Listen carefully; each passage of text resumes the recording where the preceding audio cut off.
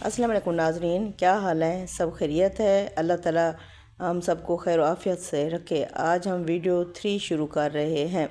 Video 3 کس چیز کے بارے میں ہے؟ یہ قرآن کے 7 ابواب کے بارے میں ہے، تو آئیے جانتے ہیں اور دیکھتے ہیں۔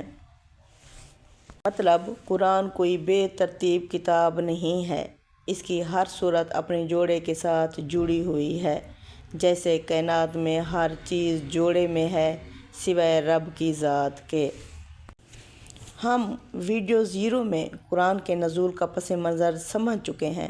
ویڈیو 1 میں مخاطبین قرآن کو ہم نے دیکھا، اور ویڈیو 2 میں آپ صلی اللہ علیہ وسلم کی ہجرت۔ اب ہم اس سوال پر آتے ہیں کہ قرآن کی ترتیب آخر کیسے ہے؟ قرآن کریم میں اللہ تعالیٰ نے فرمایا، وَلَقَدْ آتَيْنَاكَ سَبْعًا مِّنَ الْمَثَانِي وَالْقُرْآنِ الْعَظِيمِ۔ سب المثانی جوڑوں کی شکل میں دیے گئے بڑے ابواب، اور القرآن العظیم یعنی کہ پورا قرآن بطور مجموعہ۔ 7 ابواب سے کیا مراد ہے؟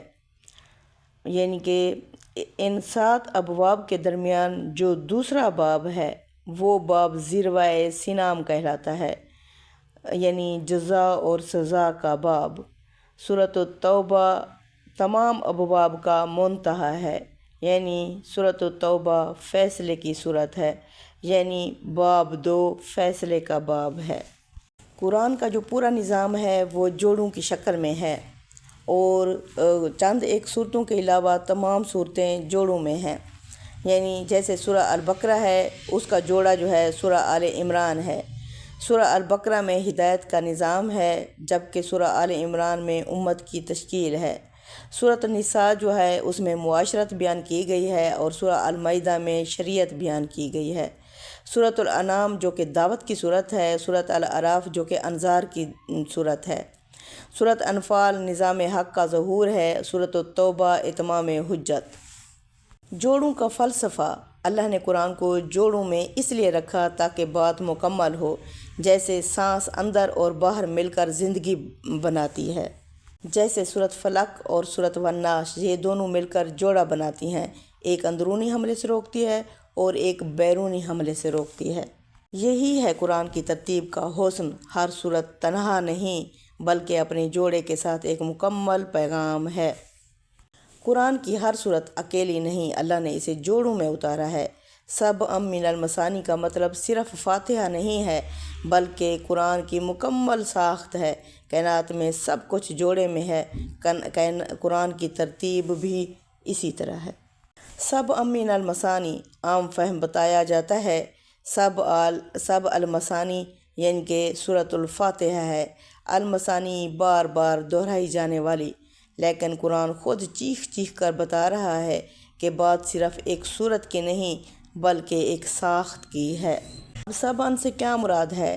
7 بڑے ابواب، من المثانی جوڑوں کی شکل میں، والقرآن العظیم باقی پورا قرآن بطور مجموعہ۔ قرآن کے بڑے ابواب، ہر باب میں جوڑے، درمیان میں سورۃ التوبہ کا خاص مقام، یہ ایسے ہے جیسے دروازے کے دونوں پٹ مل کر ہی دروازہ بنتے ہیں۔ سورۃ البقرہ ہدایت کا دستور، امت کی بنیاد۔ سورہ آل عمران اسی امت کی آزمائش، نظریاتی تصادم۔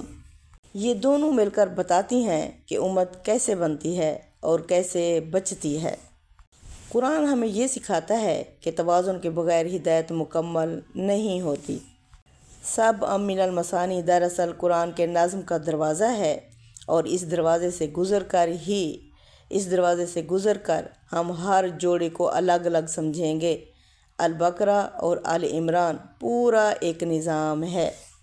سبعًا من المثانی کا جو مفہوم نکلتا ہے وہ یہ ہے، یہ صورت اپنی جوڑی والی صورت کے ساتھ مل کر کیا پیغام بنا رہی ہے، یہی سبعًا من المثانی کا مفہوم بنتا ہے۔